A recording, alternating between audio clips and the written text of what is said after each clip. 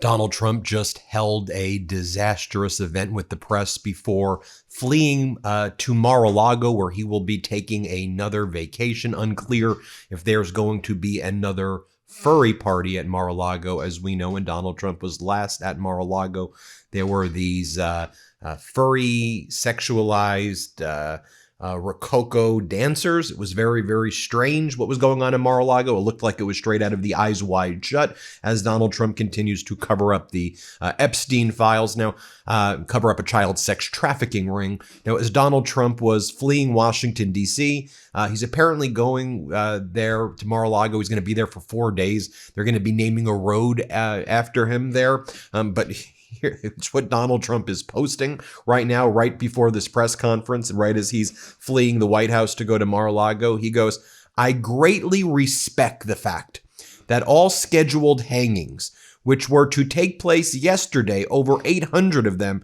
have been canceled by the leadership of Iran. Thank you." So we went from January 2nd, Donald Trump saying, "We will go into Iran guns a-blazing to the extent they kill a single protester." Now that there was a massacre and they've killed thousands of protesters in Iran, the Ayatollah has, Donald Trump saying, "Well, thank you for not hanging 800 more. I greatly respect the gesture of you not hanging 800 more." Also, Donald Trump making posts, "In Minnesota, the troublemakers, agitators, and insurrectionists are in many cases highly paid professionals. The governor and mayor don't know what to do. They've totally lost control and are currently being rendered useless. And when I am forced to act, it will be solved quickly and effectively. When you are forced to act, you are the terrorist.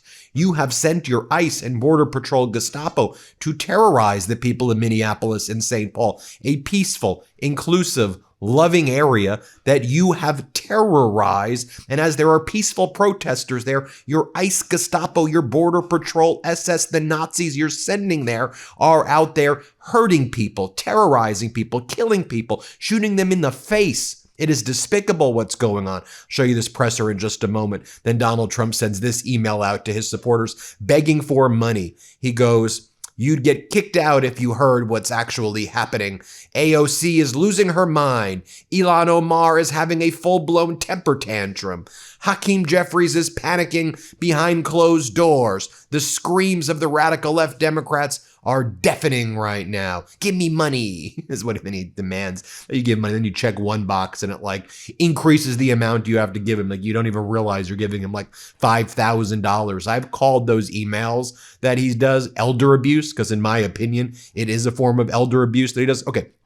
To the presser, Donald Trump is asked by a reporter, "So why do you want somebody else's Nobel Peace Prize?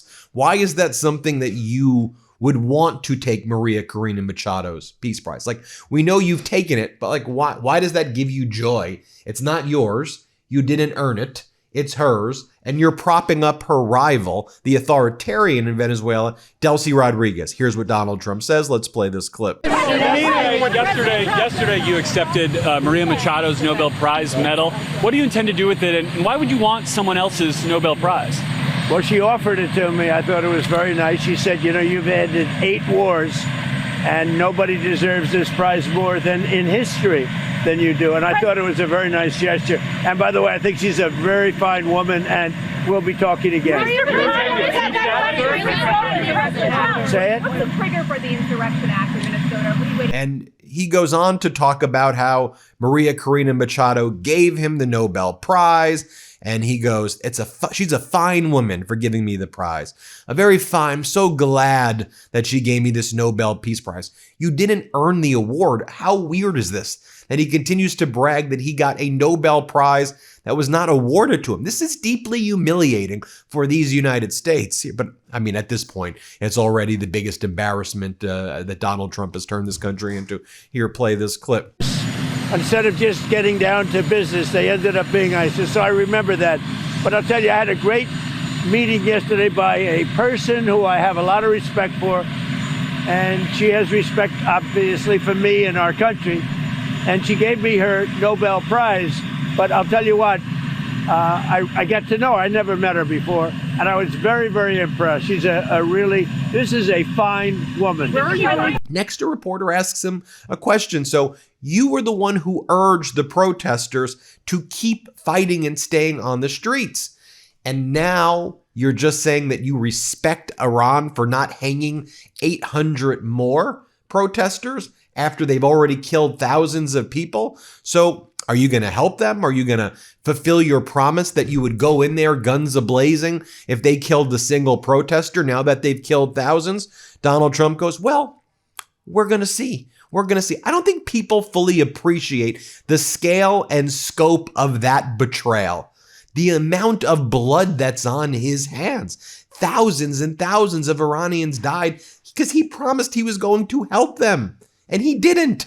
And now he's just saying, I'm glad that 800 more didn't get hung. Here, play this clip. President, Mr. President, Mr. President. You urged protesters in Iran earlier this week to keep fighting in the streets and said that help was on the way. Is help still on the way, or has your bar we're for going to see. intervention As you changed? know, Iran canceled the hanging of over 800 people. They were going to hang over 800 people yesterday. And I greatly respect the fact that they canceled that. Mr. President, Prime Minister. So then Donald Trump is asked, so why did you not strike Iran? Is it because Qatar, where you are now diverting the oil money to? You know that, right? That Trump is having his oligarch right-wing friends buy the oil from Venezuela, okay? And Trump's taking the proceeds and putting it in a Qatari bank account, not the United States Treasury, in a Qatari bank account. I wonder who has access to the Qatari bank account.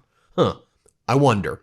And then so Donald Trump's asked, was it because Qatar, Saudi Arabia, others told you not to attack Iran, that you couldn't do regime change with one missile strike? Is that why? And that you would be destabilizing the places where you have personal business deals in? Is that why? He goes, no one convinced me.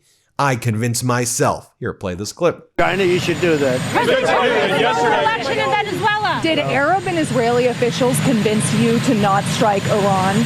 Nobody convinced me. I convinced myself. You had yesterday scheduled over 800 hangings. They didn't hang anyone. They canceled the hangings. That had a big impact. Next, Donald Trump is asked, will you pull out of NATO if it doesn't help you acquire Greenland? And he goes, we're going to see. I'm going to play the clip, but I just want you to think about that. Right? Earlier in the day, I made a video about this before. Donald Trump said that he is considering imposing tariffs on countries that don't support the United States invading Greenland. So that means basically every country. And by the way, did Donald Trump even impose those tariffs? 25% on countries that do business with Iran, just announcing fake tariffs via social media. So Donald Trump is asked, will you pull out of NATO if it doesn't help you acquire Greenland? He goes, we'll see. Pull out of NATO? What are we even talking about? And I know people will be like, oh, that's Trump. He just says stupid things. Why are we normalizing this behavior? He's a menace. He's a traitor. He's a sexual predator. He's a pedoprotector. He's covering up a child sex trafficking ring. He's a felon. Why are we normalizing? Let's have some respect in ourselves and call out criminals and pedoprotectors and vile pieces of trash when we see them. Let's have respect in ourselves and call it out. Here, play this clip. Healthcare at a much reduced Mr. President. Pull out of NATO if it doesn't help you acquire Greenland. If it doesn't lead the Well, way. we're going to see. NATO has been dealing with us on Greenland. We need Greenland for national security very badly. If we don't have it, we have a big hole in national security, especially when it comes to what we're doing in terms of the Golden Dome and all of the other things. We have a lot of investments in military. We have got the strongest military in the world, and it's only getting stronger. And you saw that with Venezuela. You saw that with the attack on Iran, with the knocking out their nuclear capability potentially. So, yeah, we're talking to NATO. Then Donald Trump says one of the things that he was doing earlier was announcing a healthcare plan. And he goes, the healthcare plan that I have, we're going to give money directly to the people. We're not going to give the money to the insurance companies. The people will get a $2,000 check. It's the stupidest plan imaginable. First off, It's not going to happen. The same way he lied about Doge dividend checks, the same way he's lied about tariff rebate checks, just all lies, okay? And then he says, let's just assume it was true. You got $2,000. Here's $2,000. Go negotiate with insurance companies. Go negotiate with pharmaceutical companies. Here's your $2K. Go negotiate yourself. What are you going to do if you need a surgery? Well, I'm not going to pay you. I only got $2,000. Okay, you're not going to pay me. We're not going to give you the service. Oh, well, but the drug price is too high, pharmaceutical company. Lower it. No. It's why you need single payer. You need a large pool. Single payer with government is the largest pool to negotiate the lowering of the prices. That's why drug prices are so much cheaper in other countries. But Trump's a fraud. He's a fraud. I'm going to give you money. I'm going to give you money. He's going to give you nothing. And if he gives it to you, he's going to result in killing you. Play this clip. Thank you, Mr. President. Can you explain how you view, your great healthcare plan will impact Americans' health insurance premiums? It's going to be it is a tremendous plan. It's called the Great Healthcare Plan. And we're going to get tremendous reductions, as you know, through, if you look at medicines and prescription drugs, they're going to come down by numbers that have never been seen before. And we're doing that by most favored nations. And other nations, whoever pays the lowest in the world, that's what we're going to pay. Right now, we're paying sometimes 10 times higher than other nations. So we have favored nations. That's been approved. Other nations have, for the most part, agreed to it. And they had no choice. Otherwise, we were going to put tariffs on them. The health care plan that we're coming, the money's going to be paid directly to the people. So it goes directly, not to the companies, not to the insurance companies. It's going to go directly to the people, and the people are going to buy their own health care. They'll get much better health care at a much reduced Mr. Just so you see what else is taking place while all of this is happening, I just want to be very, very clear. I mean, you have Donald Trump's trade representative, Jamieson Greer, confirming that he will impose tariffs on countries that don't support the U.S. invasion of Greenland. Here, play this clip. You know, the president just said that he might put tariffs on countries that don't go along with Greenland. And I wonder if that's something that you've been drawing up and working up. Is that going to happen? So the president has been quite clear over the past year that we're going to use tariffs effectively to protect jobs here and get wages up here. But he's also going to use it geopolitically. Presidents for decades have always used sanctions authorities to address geopolitical matters. Tariffs is just in the long line of tradition of presidents using American geopolitical power to achieve American geopolitical goals. And so I'll continue working with the president on whatever he needs to do on that front. And then you have Donald Trump's special envoy to Greenland continuing to say, well, he's a great deal maker. He's a great deal maker. We're gonna acquire it. We're gonna acquire. That's what we do in Louisiana. We acquire Greenland. How about you help the people of Louisiana? You want to look at the stats of where Louisiana is on education, health, quality of life, mortality rates. Anyway, play this clip of Jeff Landry. Play this clip. There's a deal to be done there. It seems as though we've gotten their attention. They're concerned about us just taking it. So do you think that there might be a sweet spot? This is a president who masters deal making. And so, yes, I do believe that there's a deal that should and will be made once this plays out. So when you see the fact that everyone seems so exercised by this, do you feel as though that makes the president dig in more, or does it make him want to come to the table? Look, I think that the president is serious. I think he's laid the markers down. He's told Denmark what he's looking for. And now it's a matter of having Secretary Rubio and Vice President J.D. Vance make a deal. Space Command is there. We have not really done much with those bases. And then they have not even explored rare earth minerals. Denmark has not done nothing. Greenland doesn't seem curious. So when you have a recent poll that shows that, and we can put that up, that only 25% of the American people favor it. Maybe they don't understand strategically what the benefits are, and 75% oppose. It seems to me that very few would oppose us expanding massive look into their rare earth, or expanding the Golden Dome, or the missile defense.